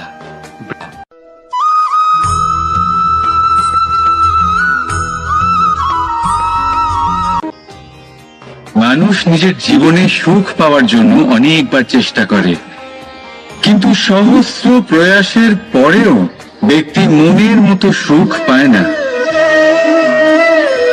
সুখকে পাওয়ার এই যাত্রা অনেক সময় দুঃখের মোড়েতে এসে সমাপ্ত হয়ে যায়। আর মানুষ বুঝে উঠতে পারে না যে কেন এমন হলো। তার প্রয়াস শুদ্ধ ছিল, তার মন পবিত্র ছিল, তার মনোবাঞ্ছনা সঠিক ছিল, কিন্তু তাও কেন সে সুখ পেল না? এর কারণ হলো আপনার আশেপাশের লোকজন আপনার সাথী। আপনি সুখ অথবা দুঃখের লক্ষ্য এনাদের থেকেই পান। তাই মনে রাখবেন, অনেক সময় আমরা দুঃখ এই কারণে পাই কারণ আমরা দুজনের ওপরে ভরসা করি, আর অনেক সময় দুঃখী আমরা এই কারণে হই কারণ আমরা সজ্জনের ওপরে সন্দেহ করি। যেদিন আপনারা এটা বুঝতে পারবেন যে কাদের উপরে সন্দেহ করবেন আর কার থেকে আশা রাখবেন, সেই দিন আপনার জীবন থেকে দুঃখ চিরকালের জন্য চলে যাবে। তাহলে আসুন আর আমার সাথে ভালোবেসে বলুন রাধা রাধা।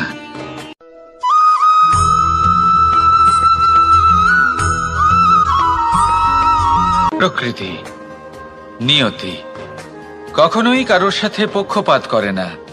প্রত্যেককে জীবনদান দেয়, সমান সুযোগ প্রদান করে।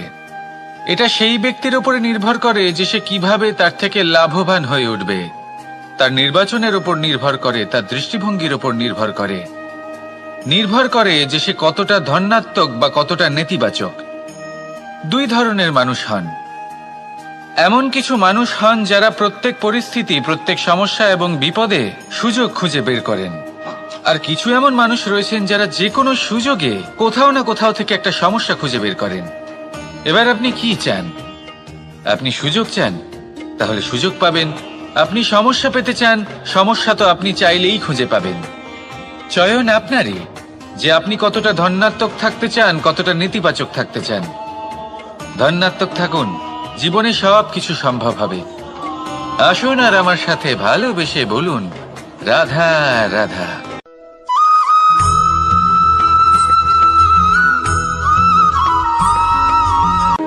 এই পেরেককে দেখতে পাচ্ছেন আপনি? এর আকার কতটা সুন্দর, আর এই আকারের কারণেই খুব সহজেই একে দেওয়ালে রোপণ করা যায়। কিন্তু যখন আপনি এই পেরেককে দেওয়াল থেকে বাইরে আনেন, আপনি দেখবেন ওখানে একটা চিহ্ন রয়ে যায়। ঠিক এমনই হলো আমাদের মুখ থেকে বের করা কড়া শব্দ। যখনই আমাদের মুখ থেকে এই কটাক্ষ বেরোয়, তখন তা কোনো ব্যক্তির মনকে আঘাত করে। আর তারপরে আপনি যতই তার কাছে ক্ষমা চান না কেন, কিন্তু তাও তার সেই ঘা পূরণ হয় না। আপনার বলা সেই কথা, সেই কঠোর চিহ্ন ওই ব্যক্তির মনের দেওয়ালে খোদাই হয়ে থাকে। সেই জন্য আমি সবসময় বলি, এই শব্দের শক্তিকে আপনারা বুঝুন, এর মাহাত্ম্যকে বুঝুন। এই শব্দ ব্রহ্ম। কারণ যেভাবে আপনাকে এই শব্দ বিজয়ী করে তোলে, সেইভাবেই এই শব্দ আপনার ব্যাকুলতার কারণে, আপনার বাচনভঙ্গির কারণে, আপনার অতি উৎসাহের কারণে আপনাকে বিপরীত প্রহারও করতে পারে, যতই আপনার মন সুন্দর ও মধুর হোক না কেন।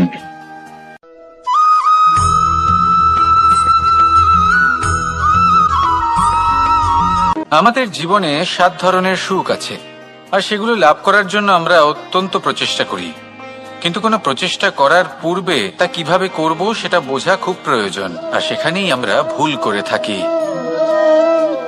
যে কাজটা আমাদের পরে করা উচিত সেটাই আমরা আগে করে বসি। আপনাকে স্পষ্ট করে বোঝাই, প্রত্যেক সুখের সাথে 2টি ক্রিয়া জড়িত থাকে। এবার যখন আমরা ধনের কথা বলি, তখনও 2টি ক্রিয়া জুড়ে থাকে। প্রথম ক্রিয়া হলো ধন অর্জন করা, দ্বিতীয় ক্রিয়া হলো ধনের ব্যবহার করা। আর জীবনে ধনের ব্যবহার করার পূর্বে ধন কিভাবে অর্জন করতে হয় তা শেখা অত্যন্ত প্রয়োজনীয়। আমরা মন্দিরে যাই, ভগবানের আরাধনা করি, তার জন্য পুজো করি, ওনাকে প্রসন্ন করতে চাই, কিন্তু তার আগে ভগবানের ওপর আস্থা রাখা প্রয়োজনীয়। যদি আপনার অটল বিশ্বাস থাকে, তবেই আপনি প্রকৃত ভক্ত হয়ে উঠতে পারবেন। এবার যদি আপনি বক্তা হয়ে থাকেন, শ্রেষ্ঠ বক্তা হতে চান, এই সংসারের সামনে নিজের বক্তব্য রাখতে চান, তাহলে কথা বলার পূর্বে কথা শুনতে শিখুন। তবেই আপনি একজন শ্রেষ্ঠ বক্তা হয়ে উঠতে পারবেন। জীবনে সম্পর্ক স্থাপন করার আগে সম্পর্ক বজায় রাখতে শিখুন, তবেই আপনি একজন প্রকৃত সাথী হয়ে উঠবেন। জীবনে পরাজয় মানার পূর্বে বিজয়ী হওয়ার চেষ্টা কিভাবে করতে হয় সেটা শিখুন, তবেই আপনি একজন নিপুণ ব্যক্তি হয়ে উঠবেন। অন্তিম এবং সবথেকে গুরুত্বপূর্ণ কথা, জীবনে ভালোবাসা লাভ করার পূর্বে ভালোবাসা প্রদান করতে শিখুন, তবেই আপনি একজন প্রকৃত প্রেমী হয়ে উঠবেন। আসুন আমার সাথে ভালোবেসে বলুন, রাধা রাধা।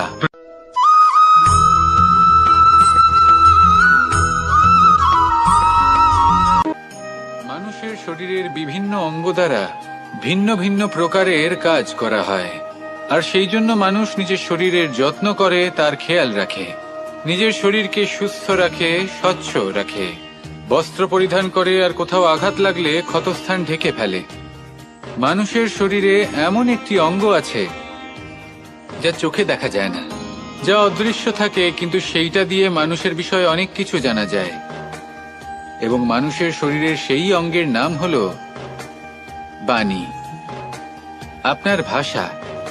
আপনি যেভাবে কথা বলেন, যার সাথে কথা বলেন, আপনি যেভাবে শব্দ চয়ন করেন, তার দ্বারা আপনার বিষয়ে অনেক কিছু বোঝা যায়, আপনার ব্যক্তিত্বের বিষয়ে অনেক কিছু বোঝা যায়। সেই জন্য সবসময় কিছু বলার আগে একটু ভেবে নিন, নিজের কথার ওপর একটু নিয়ন্ত্রণ রাখুন। আমার কথা শুনুন, এই হৃদয়কে শুদ্ধ করে তুলুন। যদি এই হৃদয় শুদ্ধ থাকে, তাহলে সর্বদা মধুর বাণী নির্গত হবে, যা সবাইকে প্রফুল্ল করে তুলবে, আর তখন এই মন প্রসন্ন হয়ে বলবে, রাধা রাধা।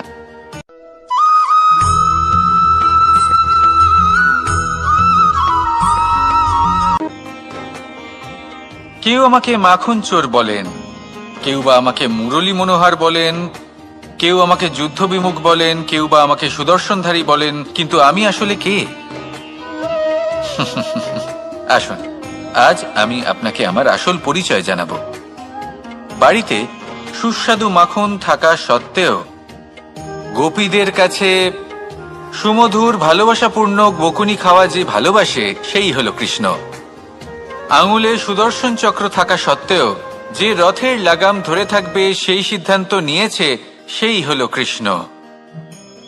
দ্বারকার মতো অনন্য রাজমহল থাকা সত্ত্বেও সুদামার মতো সখা যার অত্যন্ত প্রিয়, সেই হলো কৃষ্ণ। যদি আপনার মনে প্রেম থাকে, আপনি প্রেম বিতরণ করেন, সবাইকে ভালোবাসেন এবং ভালোবাসা রক্ষার খাতিরে শস্ত্র হাতে নিতেও আপনি সক্ষম থাকেন, তাহলে আপনি হলেন কৃষ্ণ। আসুন আমার সাথে ভালোবেসে বলুন, রাধা রাধা।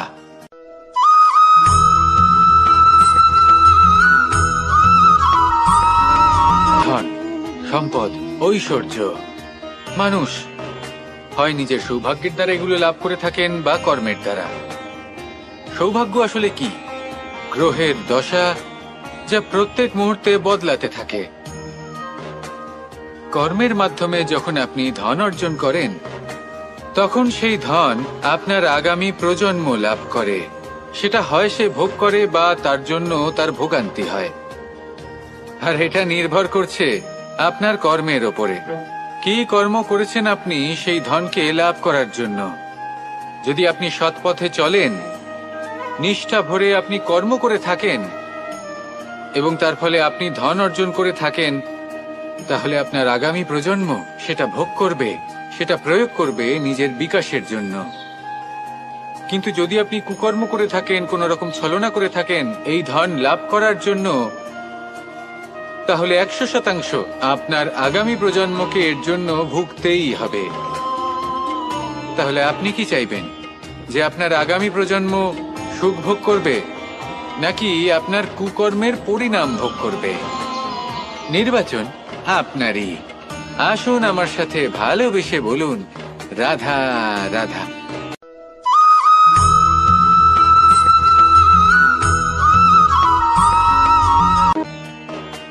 এমন অনেক মানুষ আছেন যারা আমাকে ভগবানের পরিভাষা জানতে চান, যে ভগবান আসলে কি, তিনি কেমন।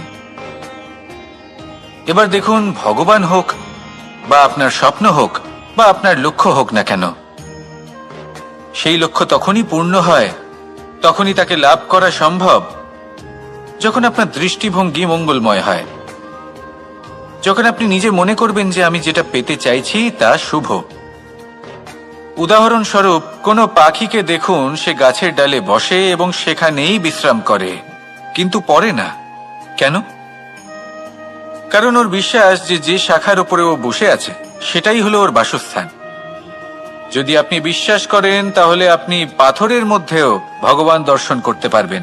আর যদি বিশ্বাস না থাকে, তাহলে যদি ভগবান সামনে দাঁড়িয়েও থাকে, তবেও আপনার বিশ্বাস হবে না। তাই বিশ্বাস করতে শিখুন। এই বিশ্বাসের আধারেই আপনি সেই সব কিছু পাবেন যা আপনি পেতে চাইছেন। আসুন আমার সাথে ভালোবেসে বলুন, রাধা রাধা।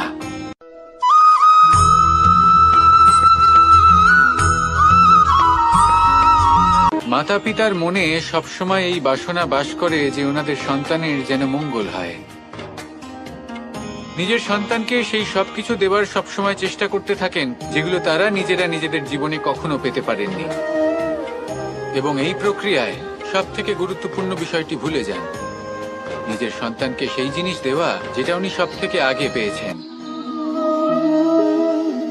আমি ধনের কথা বলছি না, আমি বলতে চাইছি নিজের অভিজ্ঞতা দ্বারা ওনারা যে মানসিক স্থিতি লাভ করেছেন, ওনারা যে মর্যাদা লাভ করেছেন, যে শিক্ষা ওনারা লাভ করেছেন, সবার আগে নিজের সন্তানকে সেটা দেওয়া প্রয়োজন। সেটা যদি নিজের সন্তানকে দিতে পারেন, তাহলে এই সন্তান জীবনে তার পথে এগোতেও পারবে, ধন অর্জনও করতে পারবে এবং শক্তিশালী অনুভবও করতে পারবে। সেই জন্য সন্তানকে সবার আগে সেটা দান করুন যেটা সব থেকে বেশি মূল্যবান। সেটা দিন যেটা আপনি সবার আগে লাভ করেছেন। আসুন আমার সাথে ভালোবেসে বলুন, রাধা রাধা। কখনো কখনো আমরা খুব ব্যথিত হয়ে পড়ি। আমরা নিজেদের পরিবারের জন্য এত কিছু করি আর তারা আমাদের দেখলেই ভয়ভীত হয়ে পড়ে, আমাদের দেখলে বিরক্ত হয়। কখনো নিজেদের সন্তানকে বিকাশের পথে অগ্রসর করার জন্য আমরা তাদের উপর একটু জোর দিই যাতে তারা পরিশ্রম করে, কিন্তু সেই সন্তান আমাদের উপর বিরক্ত হয়ে পড়ে। কখনো সন্তানকে সঠিক শিক্ষা দেওয়ার জন্য আমরা তাদের কিছু সীমা নির্ধারিত করি, তখন সেই সন্তানের চোখে নিজেদের জন্য আমরা ঘৃণা দেখতে পাই। মানুষ কেন ব্যথিত হবে না? দেখুন, যখন সূচের দ্বারা আপনি বস্ত্র সেলাই করেন তখন সূচের আঘাত সেই বস্তুকে সহ্য করতে হয়, কিন্তু তাতে সেই সূচ বা আপনার উদ্দেশ্যে কোনো প্রভাব পড়া উচিত নয়, কারণ আপনি তো আপনার কর্ম করছেন, আর তাও পূর্ণ নিষ্ঠা ভরে, এবং অবশেষে আপনার উদ্দেশ্য শুভ প্রমাণিত হবে। তাই কেউ বিরক্ত হচ্ছে বলে বা কারোর চোখে নিজের প্রতি ঘৃণা দেখার ভয় কখনো পিছিয়ে যাবেন না।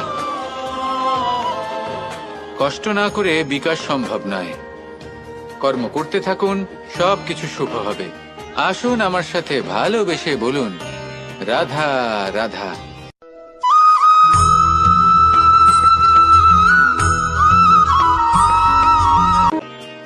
জল হলো জীবনের আধার। যদি জল না থাকে এই সংসারের জীবনের কোনো অস্তিত্ব নেই। এই জল হলো শুদ্ধ, পবিত্র।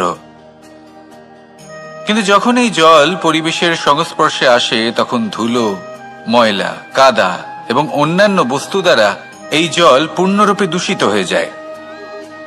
এবার যদি এই জলের শুদ্ধিকরণ করতে হয় তাহলে আমরা এই জলকে অস্থির হতে দিই না, তাকে স্থিরভাবে রেখে দিই। আর সেটা করলে সেই জল নিজে থেকেই সকল অশুদ্ধি ত্যাগ করে দেয়, নিজে থেকেই নিজেকে শুদ্ধ করে তোলে। এটা কিন্তু আমাদের মনের সাথেও হয়ে থাকে।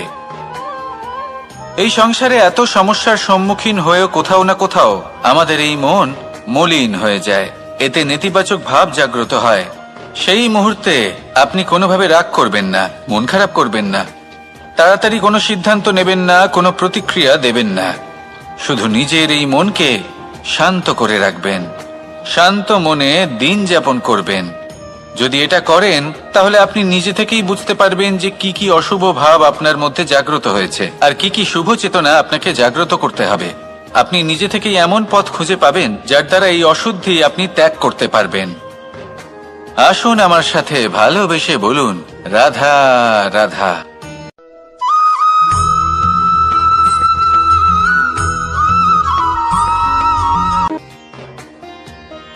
প্রেমের পরিভাষা আসলে কি? ভিন্ন ভিন্ন ধরনের ব্যক্তি, ভিন্ন ভিন্ন ধরনের প্রেমী, আলোচক বিভিন্ন ধরনের পরিভাষা প্রদান করেন এই প্রেম নিয়ে। কিন্তু প্রত্যেকের মনেই কখনো কখনো এই প্রশ্ন এসেছে, এই ভালোবাসা আসলে কি?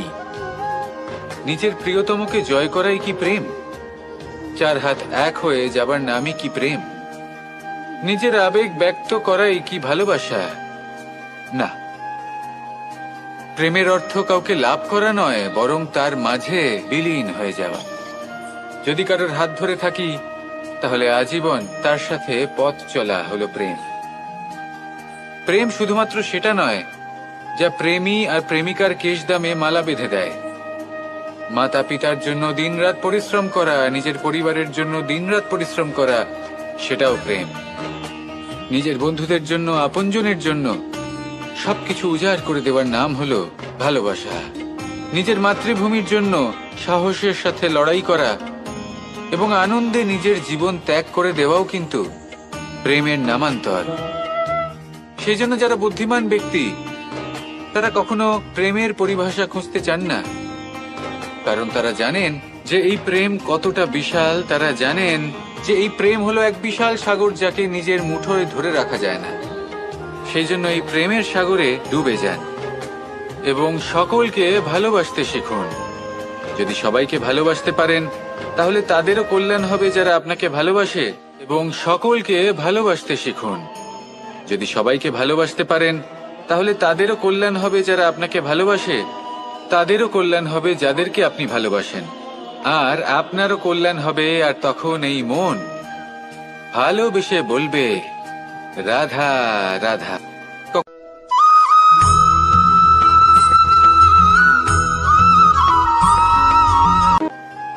যদি আপনি নিজের জীবনে প্রকৃত বন্ধু নির্বাচন করতে চান তাহলে তার আগে দর্পণ আর ছায়া এই দুইয়ের বিশেষত্বর বিষয়ে জানাটা অত্যন্ত প্রয়োজনীয়।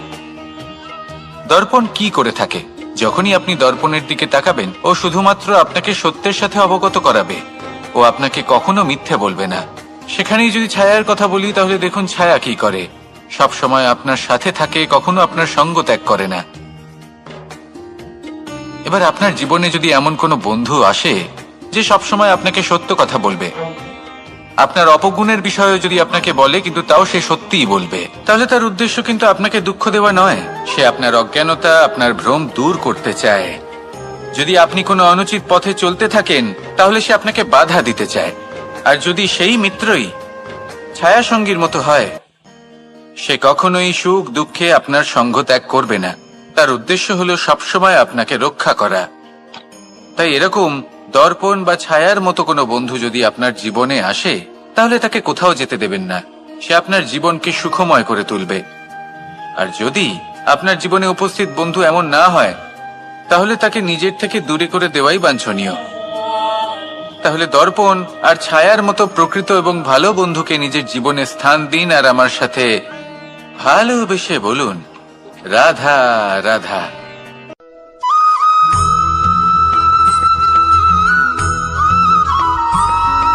কখনোই প্রশ্ন আসতে পারে যে ইমারত কেন নির্মাণ করা হয়, কেন উৎসব পালন করা হয়, কেন মানুষ নিজেদের জন্মদিন পালন করেন, কেন দোল, বিজয়া দশমী, রাখি, দীপাবলির মতো উৎসব পালন করা হয়?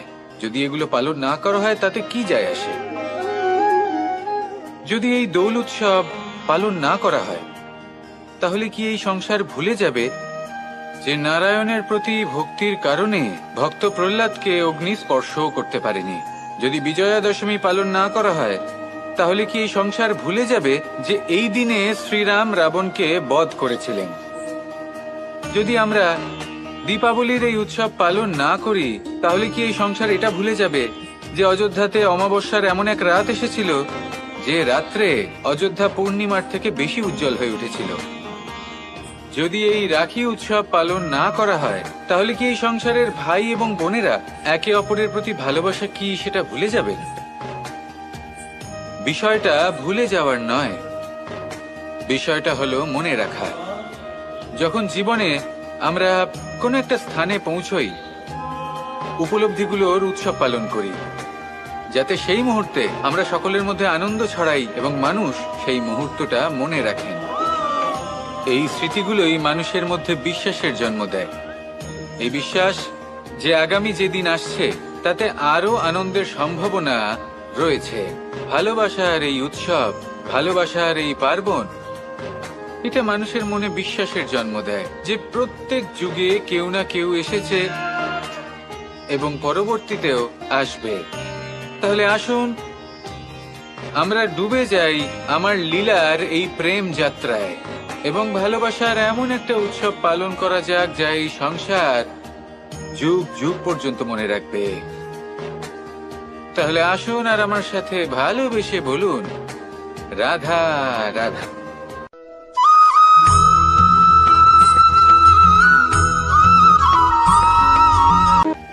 আমাদের এই জীবন, তাতে এই যে সময় চক্র, তা তিনটি ভাগে বিভক্ত।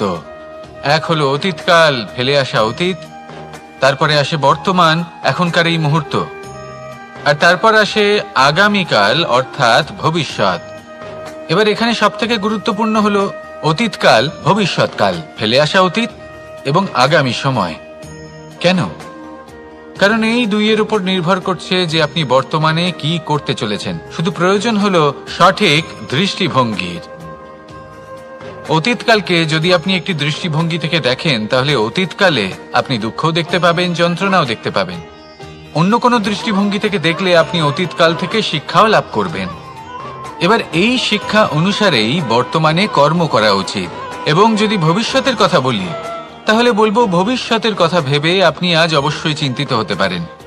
অন্য একটি দৃষ্টিভঙ্গি থেকে দেখলে এই ভবিষ্যতেই আপনি একটি লক্ষ্য, একটি উদ্দেশ্য দেখতে পাবেন যে আপনি কি করতে চান, কি লাভ করতে চান।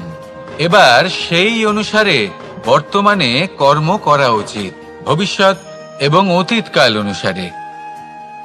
এভাবেই যদি জীবনে কর্ম করতে থাকেন, আপনার এই বর্তমানের দিনগুলো আপনি একটু নতুনভাবে বাঁচতে পারবেন। এভাবেই যদি জীবনে এগোতে থাকেন, তাহলে আপনার জীবনে আনন্দের উদ্ভব হতে কেউ বাধা দিতে পারবে না। আসুন আমার সাথে ভালোবেসে বলুন, রাধা রাধা।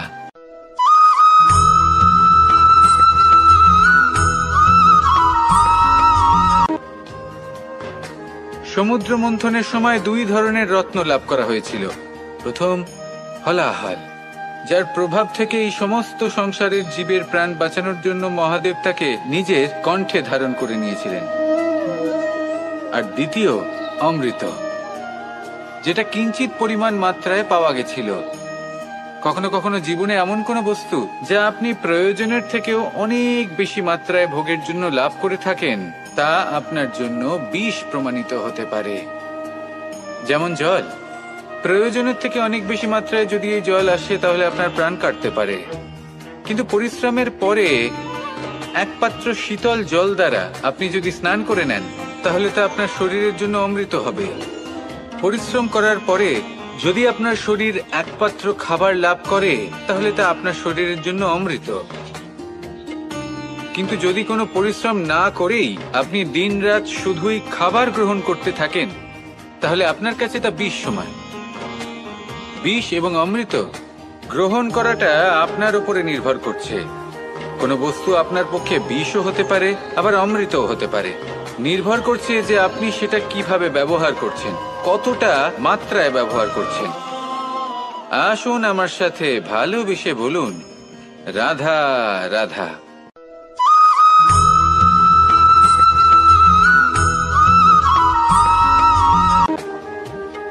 সুখ, দুঃখ, মৃত্যু, মহামারী, এগুলো কখনো বলে আসে না, আবার জিজ্ঞাসা করেও আসে না। এমনই হয় দ্রুত ক্রীড়ার এই খেলায়। এক কারাগারের মতো, একটা মাকড়সার জালের মতো। যেমন একটা মাকড়সার জাল একটা পোকাকে নিজের দিকে আসতে আকর্ষিত করে নিজের চমকের দ্বারা, নিজের গঠন দ্বারা, সেরকমই দ্রুত ক্রীড়ার এই খেলা মানুষকে নিজের দিকে আসতে প্ররোচিত করে। শেষে গিয়ে মানুষ আটকা পড়ে। পার্থক্য শুধু এটাই, যখন এক পোকা এই জালে জড়িয়ে পড়ে তখন সে তার প্রাণ হারায়।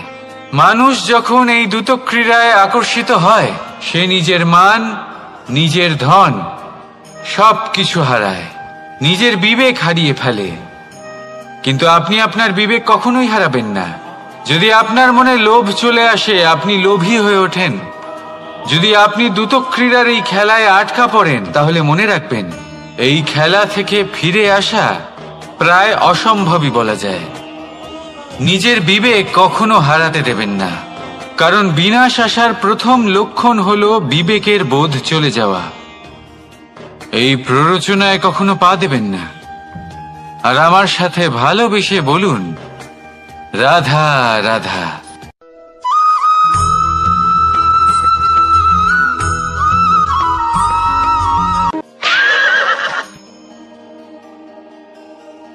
প্রেম আড়াই অক্ষর, মাত্র আড়াই অক্ষরের এই শব্দ প্রেম, এর মধ্যে ত্রিলোকের এবং সমগ্র ব্রহ্মাণ্ডের বীজ নিহিত আছে। এমন কি আছে যা এই প্রেম করতে পারে না? যেখানে শক্তি এবং বিদ্যা প্রয়োগ করে আপনি কিছুই করতে পারবেন না, সেটাও প্রেম দ্বারা অর্জন করা সম্ভব। প্রেম চাইলে পাথরেও ফুল ফোটাতে পারে। প্রেম চাইলে ন্যাড়া পাহাড়ের বুক চিরে নদীপথ তৈরি করতে পারে। চাইলে নিরক্ষর ব্যক্তিকে সংসারের শ্রেষ্ঠ জ্ঞানী করে তুলতে পারে। শুধুমাত্র এই প্রেমের জন্য সবার দুষ্টু কানাই ঘনশ্যাম হয়ে উঠেছিল। শুধুমাত্র এই প্রেমের টানেই ত্রিলোকের স্বামী দ্বারকাধীশ নির্ধন সুদামার পদসেবাও করেছিলেন। এই প্রেম হলো সংসারের সব থেকে বড় শক্তি। এই সংসারের আধার হলো প্রেম। এমন কিচ্ছু নেই যা এই প্রেমের পক্ষে সম্ভব নয়। যেখানে বিদ্যা এবং শক্তি সাহায্য করতে পারে না, সেখানে এই প্রেম আপনাকে জয়ী করে দিতে পারে। তাহলে আসুন আর আমার সাথে ভালোবেসে বলুন, রাধা রাধা।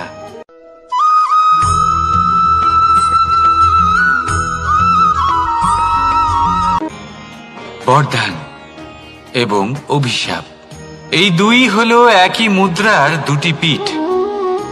এই বরদান আমরা অনেক কারণে পেতে পারি। কখনো নিজের পরিশ্রমের কারণে, কখনো নিজের তপস্যার কারণে, কখনো আমাদের পূর্বপুরুষদের কর্ম ও তপস্যার কারণে। কিন্তু এই বরদান কতক্ষণ বরদান থাকবে তা আমরা নিশ্চিত করতে পারি না। তা সুনিশ্চিত করে শুধুমাত্র আমাদের কর্ম। যদি আপনাকে উদাহরণ দিই, আপনি রেশমের কীট দেখেছেন? ও বরদান পেয়েছে যে ও নিজের সুরক্ষার জন্য খোলস বানাতে পারে। এবারও তাতে এত মত্ত হয়ে যায় যে এমন এক আবরণ বানিয়ে ফেলে যাতে সে নিজেই আবদ্ধ হয়ে চাপা পড়ে মরে যায়। এটার তাৎপর্য কি? তাৎপর্য খুবই সরল।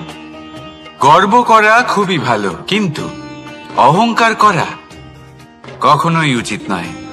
যদি অহংকার মনের মধ্যে প্রবেশ করে, তাহলে এই বরদান অভিশাপে পরিণত হতে সময় লাগে না। আর যদি কর্মশ্রেষ্ঠ হয়, তাহলে অভিশাপ বরদানে পরিণত হয়। তাহলে আসুন শ্রেষ্ঠ কর্ম করুন আর আমার সাথে ভালোবেসে বলুন, রাধা রাধা।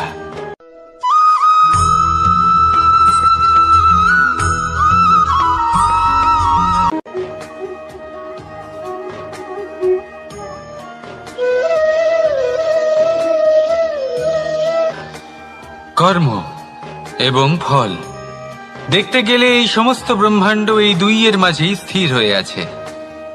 মানুষজন কর্ম করেন ভালো ফল লাভের আশায়, আর ভালো ফল লাভের আশায় উনি এটাই ভুলে যান যে উনি যে কর্ম করছেন তা কি করছেন।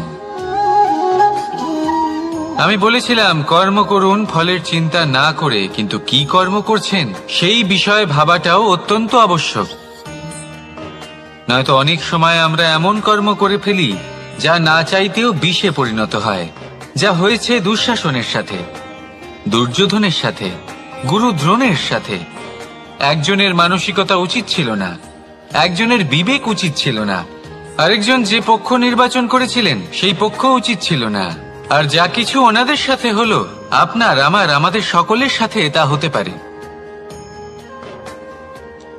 আমি বলেছিলাম কর্ম করুন, ফলের চিন্তা করবেন না, কিন্তু এই কর্মের বিষয়ে বিচার করে দেখাটাও ততটাই আবশ্যক। দেখুন, কর্ম করার উচিত প্রক্রিয়া ফলের চিন্তা না করা, কিন্তু যদি আপনার কর্ম শুভ হয় তাহলে তার ফলও নিয়তি আপনাকেই দেবে। সর্বদা কর্ম করার সময় এটা ভাবুন যে আপনার এই কর্ম এই সংসারকে, এই সমাজকে, আপনার পরিবারকে, আপনার আশেপাশের মানুষজনকে কোন দিশায় নিয়ে যাবে। যদি এটা সবার জন্য মঙ্গলময় হয় তাহলে কর্ম করতে থাকুন। আর হ্যাঁ, নিশ্চিত রূপে ফলের চিন্তা করবেন না। আসুন আমার সাথে ভালোবেসে বলুন, রাধা রাধা।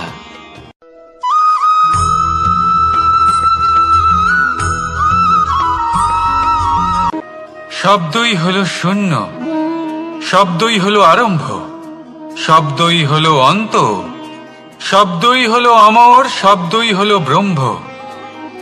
এই শব্দ হলো অত্যন্ত বিশেষ। কেউ কাঁদলে তাকে হাসিয়ে তোলে, কেউ হাসলে তাকে কাঁদিয়ে দেয়। কারোর মনে উদ্দীপনা জাগিয়ে তুলতে পারে, আবার কারোর মনে কাঁটা হয়ে বিঁধে থাকতে পারে। একটা অত্যন্ত গুরুত্বপূর্ণ কথা যা বোঝা অত্যন্ত আবশ্যক।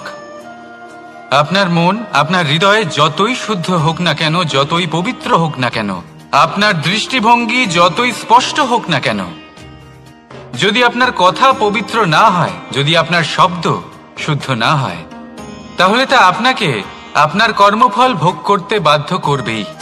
একটা সহজ উদাহরণ দিই। আপনার জীবনে এমন কেউ অবশ্যই থাকবেন যাকে আপনি পছন্দ করেন না, যিনি হয়তো অধর্মী মানুষ, যিনি হয়তো দুর্বুদ্ধি সম্পন্ন মানুষ, কিন্তু তার জন্য অপশব্দ প্রয়োগ করলে তার মধ্যে কোনো পরিবর্তন আসবে না, তার মানসিকতা বদলাবে না। শুধু মনে প্রতিশোধ স্পৃহা জেগে উঠবে, মনে হিংসা জাগবে, আর কিচ্ছু নয়। সেই জন্য নিজের শব্দকে নিয়ন্ত্রণ করুন, নিজের কথা সংযত করুন। শ্রেষ্ঠ থেকে শ্রেষ্ঠতর মানুষকেও সাবধানী হতে হয়, কারণ যদি এই শব্দের প্রয়োগ সঠিক না হয় তাহলে আজীবন মানুষকে নির্বাক হয়ে থাকতে হতে পারে। তাহলে নিজের শব্দ নিয়ন্ত্রিত রাখুন, নিজের কথাকে শুভ করুন, এতে প্রেমবোধ জাগিয়ে তুলুন, আর সেই প্রেমবোধ নিয়েই বলুন রাধা রাধা।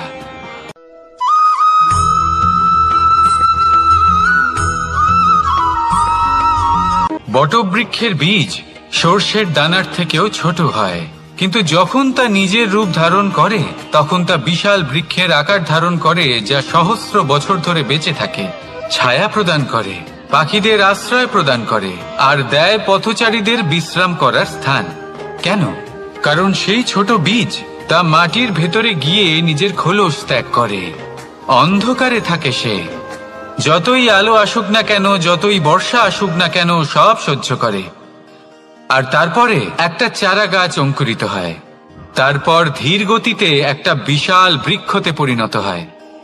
দেখুন, জীবনে কঠিন সময় আসে, এই জন্য নয় যে আপনি হার মেনে নেবেন, এই জন্য আসে যাতে আপনি ভবিষ্যৎ নির্মাণের জন্য নিজেকে তৈরি করতে পারেন। যদি কঠিন সময়ে আপনি ওই বীজের মতো দৃঢ় হয়ে থাকতে পারেন, তাহলে আপনিও একদিন সেই বিশাল বৃক্ষের মতো নিজের অস্তিত্ব গড়ে তুলতে পারবেন, যা সহস্র বছর পর্যন্ত মনে রাখা হবে। আসুন আমার সাথে ভালোবেসে বলুন রাধা রাধা।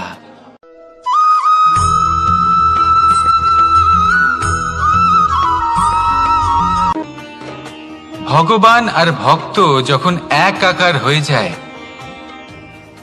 যখন ভক্ত তার ভগবানের প্রতি এবং নিজের জীবনের উদ্দেশ্যের প্রতি সম্পূর্ণরূপে সমর্পিত হয়, তখন জন্ম নেয় ভক্তি। এই সংসারের সমস্ত আশা হয়তো আপনার সঙ্গ ত্যাগ করে দিতে পারে, তখনও ভক্তি সাথে থাকবে। ভক্ত আর ভগবান যখন এক আকার হয়ে যায়, তাদের মধ্যে কোনো পার্থক্য থাকে না, তারা এক হয়ে যায়, এক ব্যক্তিত্ব, এক অস্তিত্ব। সেই জন্য কখনো জীবনে যে কোনো রূপেই, যে কোনো প্রকারেই, যে কোনো ঈশ্বরকে মান্য করুন, মনের মধ্যে শ্রদ্ধা ভাব জাগ্রত করুন, মনে ভক্তি ভাব জাগ্রত করুন। এই সমগ্র সংসারে সব কিছু আপনাকে ছেড়ে চলে গেলেও তখনও এই ভক্তি শুধুমাত্র আপনার উত্থান ঘটাবে। তাই মনে ভক্তি জাগ্রত করুন, আর আমার সাথে ভালোবেসে বলুন রাধা রাধা।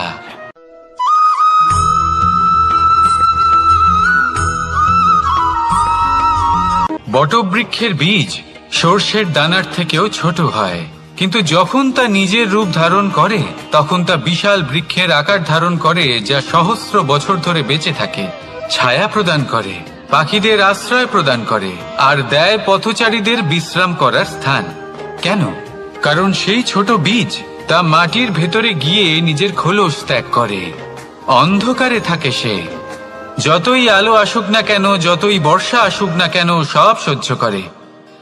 আর তারপরে একটা চারা গাছ অঙ্কুরিত হয়, তারপর ধীর গতিতে একটা বিশাল বৃক্ষতে পরিণত হয়। দেখুন, জীবনে কঠিন সময় আসে, এই জন্য নয় যে আপনি হার মেনে নেবেন, এই জন্য আসে যাতে আপনি ভবিষ্যৎ নির্মাণের জন্য নিজেকে তৈরি করতে পারেন।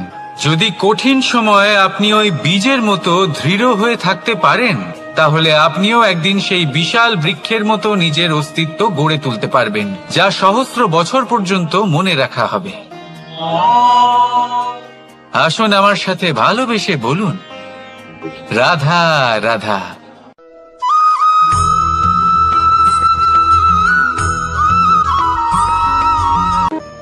সাফল্য কে না চান? সাফল্য লাভ করার, শিখরে পৌঁছানোর আলাদাই একটা আনন্দ রয়েছে। আর আপনজনদেরও কে না চান?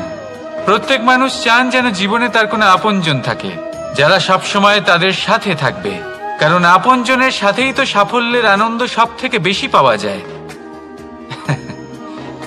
কিন্তু আসলে কি হয়, অনেক সময় সাফল্যের খোঁজে সেই পথে চলতে চলতে আমরা আপনদের থেকে দূরে চলে যাই, না চাইতেও দূরে চলে যেতে হয়, ওনাদের সাথে সময় কাটাতে পারি না। আর আমরা ভুলে যাই যে সাফল্যের আসল আনন্দ আপনজনদের সাথেই পাওয়া যায়।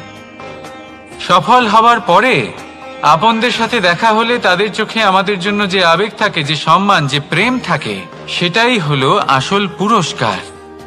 আমরা সেই কথা ভুলে যাই এবং একা হয়ে পড়ি।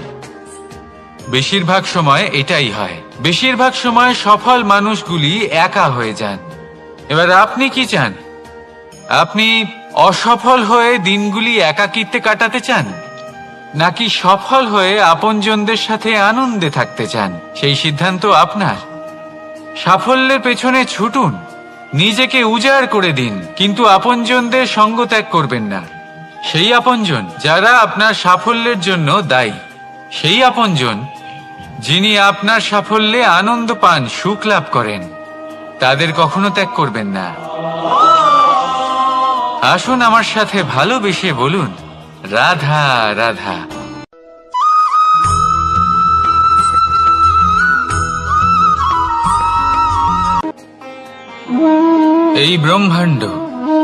এই ব্রহ্মাণ্ড কত বৃহৎ, তাই না? যার সম্মুখে এই পৃথিবীকেও একটা বিন্দুর মতো মনে হয়।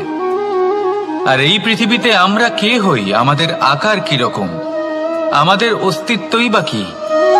যখন আমরা এভাবে ভাবি তখন মনে হয় আমরা কিছুই নই। তা আমরা যখন কিছুই নই, তাহলে আমরা এত চিন্তা করি কেন? কি ভেবে ভয় পাই? কাকেই বা এত ভয় পাই? কে আমাদের মারতে পারে আর কেই বা আমাদের জন্ম দেবে? আত্মার আসলে না কখনো জন্ম হয় আর না কখনো মৃত্যু। আত্মা শুধুই শরীর বদল করে। আপনি, আমি, আমরা সকলে এই শরীর নয়, আমরা হলাম আত্মা, যা হলো পরম আত্মার পরম অঙ্গ। সেই জন্য মনে রাখবেন, বাইরের কোথাও দেখবেন না, নিজের অন্তরের গভীরে গিয়ে দেখুন, আত্মাকে উপলব্ধি করতে শিখুন। ক্লেশ, ভয়, চিন্তা, এই সব কিছুর থেকে নিজেকে দূরে রাখুন, তাহলেই উপলব্ধি করতে পারবেন পরমাত্মাকে। তাহলে আসুন আমার সাথে ভালোবেসে বলুন, রাধা রাধা।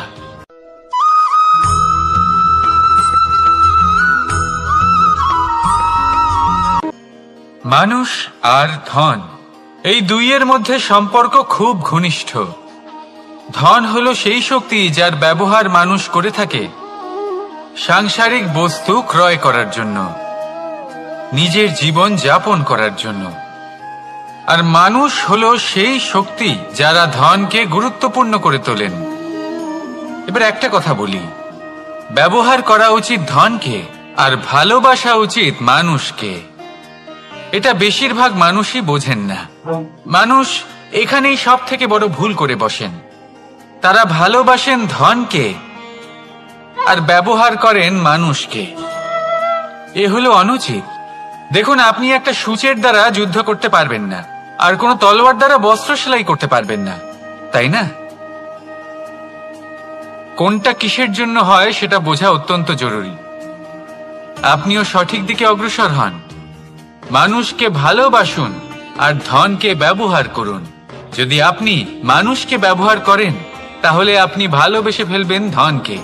আর এই ভালোবাসা ধীরে ধীরে পরিণত হবে লোভে, আর ধীরে ধীরে এটা আপনাকে বিনাশ করে দেবে।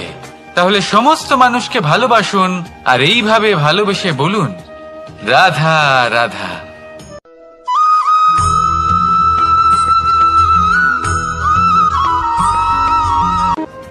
পরিবর্তন এই সংসারের শাশ্বত নিয়ম। কোন রাজা নেই যিনি চিরকাল রাজা থাকেন, কোন ধনী ব্যক্তি নেই যিনি চিরকাল ধনী থাকবেন। এই সংসারে সূর্যের স্থান নেওয়ার জন্য চন্দ্রিমার আগমন ঘটে। কোন স্থান যাকে পতিত বলা হয়েছিল সেখানে মহল তৈরি হয়েছে। কোন স্থান যাকে আজ মলিন বলা হয়েছে কাল সেখানে মন্দিরও স্থাপন হতে পারে। কোন ঋতু চিরকালের জন্য থাকে না, কখনো সময় চিরকাল একরকম থাকে না। আজ যা আপনার কাছে রয়েছে কাল অন্য কারোর ছিল। আজ যে আপনার কাছে রয়েছে কাল তা অন্য কারোর কাছে চলে যাবে। আপনার সাথে কিছু থাকলে তা হলো আপনার কর্ম, কিন্তু সেই কর্মের পরিণামও আপনার নয়। আপনি শুধু কর্ম করুন, বাকি সবকিছুই পরিবর্তনশীল। কিন্তু সেই পরিবর্তনকে দেখে ভয় পাওয়ার প্রয়োজন নেই, তাকে স্বাগত জানান। যদি আপনি হাসি মুখে সেই পরিবর্তনকে স্বাগত জানান, তাহলে এই পরিবর্তনও হাসি মুখে আপনার সাথে থাকবে। আসুন আমার সাথে ভালোবেসে বলুন, রাধা রাধা।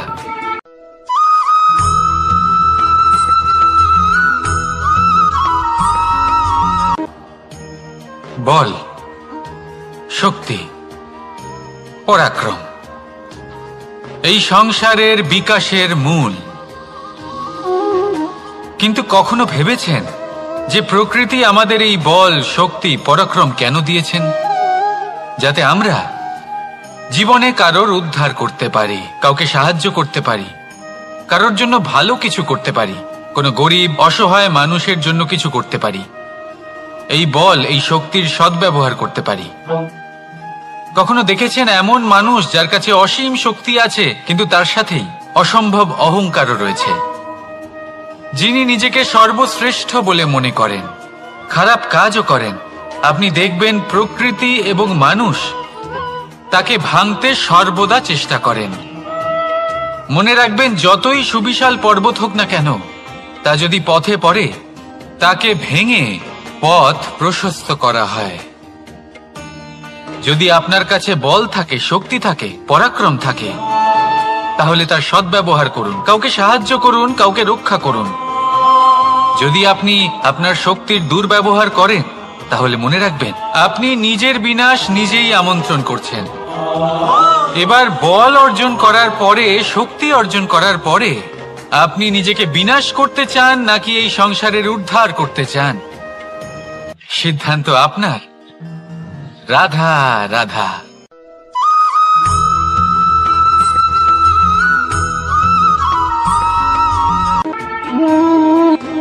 সময়, এই সময় আসলে কি? এই সময় একটা সরল রেখা তো কখনোই নয়। সময় হলো একটা চক্র, যেখানে এর আদি সেখানেই হলো এর অন্ত, আর যেখানে তা শেষ হয় সেখান থেকেই তার শুরু হয়। এই সময় একটা অত্যন্ত বিচিত্র চিন্তা, বিচিত্র ভাবনা, এ একটা বিচিত্র বস্তু যা কেউ বুঝতে পারেন না।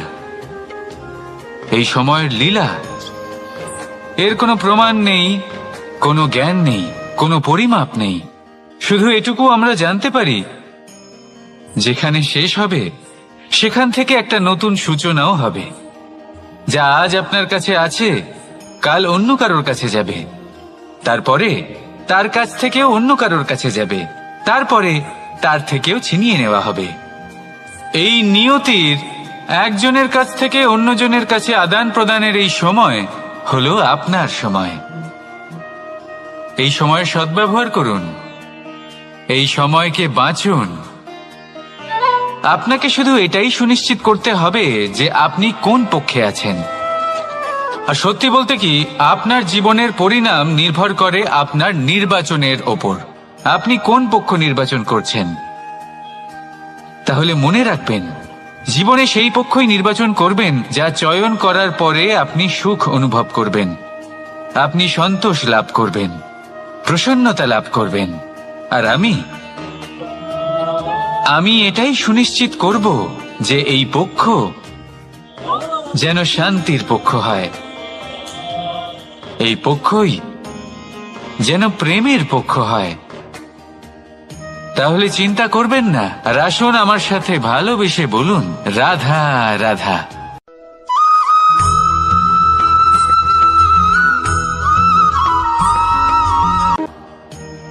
বল, শক্তি, পরাক্রম এই সংসারের বিকাশের মূল। কিন্তু কখনো ভেবেছেন যে প্রকৃতি আমাদের এই বল, শক্তি, পরাক্রম কেন দিয়েছেন? যাতে আমরা জীবনে কারোর উদ্ধার করতে পারি, কাউকে সাহায্য করতে পারি, কারোর জন্য ভালো কিছু করতে পারি, কোনো গরিব অসহায় মানুষের জন্য কিছু করতে পারি। এই বল, এই শক্তির সদ্ব্যবহার করতে পারি। কখনো দেখেছেন এমন মানুষ যার কাছে অসীম শক্তি আছে কিন্তু তার সাথেই অসম্ভব অহংকারও রয়েছে, যিনি নিজেকে সর্বশ্রেষ্ঠ বলে মনে করেন, খারাপ কাজও করেন। আপনি দেখবেন প্রকৃতি এবং মানুষ তাকে ভাঙতে সর্বদা চেষ্টা করেন। মনে রাখবেন, যতই সুবিশাল পর্বত হোক না কেন, তা যদি পথে পড়ে তাকে ভেঙে পথ প্রশস্ত করা হয়। যদি আপনার কাছে বল থাকে, শক্তি থাকে, পরাক্রম থাকে, তাহলে তার সদ্ব্যবহার করুন, কাউকে সাহায্য করুন, কাউকে রক্ষা করুন। যদি আপনি আপনার শক্তির দুর্ব্যবহার করেন, তাহলে মনে রাখবেন আপনি নিজের বিনাশ নিজেই আমন্ত্রণ করছেন। এবার বল অর্জন করার পরে, শক্তি অর্জন করার পরে আপনি নিজেকে বিনাশ করতে চান নাকি এই সংসারের উদ্ধার করতে চান, সিদ্ধান্ত আপনার। রাধা রাধা।